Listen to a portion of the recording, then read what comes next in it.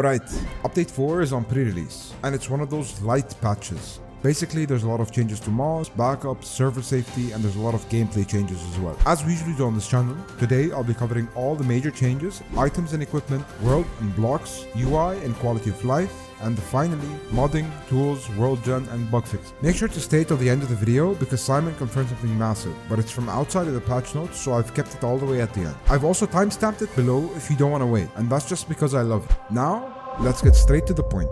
We have items and equipment. Fishing traps can now be placed closer to other blocks. They can also be placed in shallow water, and they'll always display their placement preview. Bows can no longer be drawn if you have no ammunition. And finally in this bucket, hatchets, pickaxes and shovels now lose durability if used on wood, world and blocks. The lumberjack lamp can now be placed facing different directions.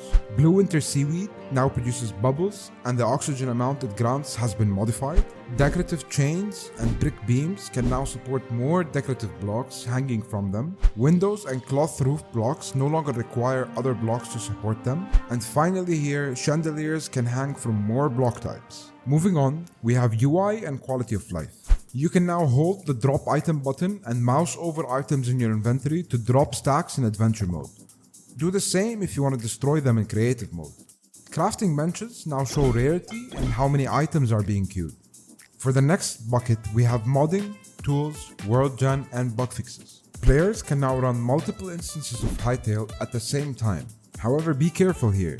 They advise against opening the same world multiple times simultaneously, as that risks your saves getting corrupted. There's also new mod management UI that was added and moved down to its own section within the world settings. You can now view mod versions, there's icons, there's more details, and now there's a warning when there's a mod installed that needs a different game version. Next, modders, hold your breath. There's a new debug flag vispath for NPC pathing visualization, protocol updates for formatted and translated disconnecting messages, support for config schema generation, and high DPI assets for the editor. What? Builder tools also got multiple improvements. You can now undo group size settings. There's prefab undo support in scripted brushes, enhanced material support, and rotation options. And then, as usual, they have a long list of bug fixes across combat and items, worlds and blocks, creative tools, UI crashes, plugins, and many other fixes. Pause the video here if you would like to take a look at all these changes. Alright, and the thing that Simon confirmed, and remember, this is not in the patch notes, proximity chat is coming soon. They've laid the groundwork for it. It's not live on the pre-release yet, but it's on the way. That's it from me, but wait. Thank you for the support in the last video. I always dedicate a lot of time to ensure that your time is saved when I'm doing these videos, and if you value that, then subscribe. See you next patch.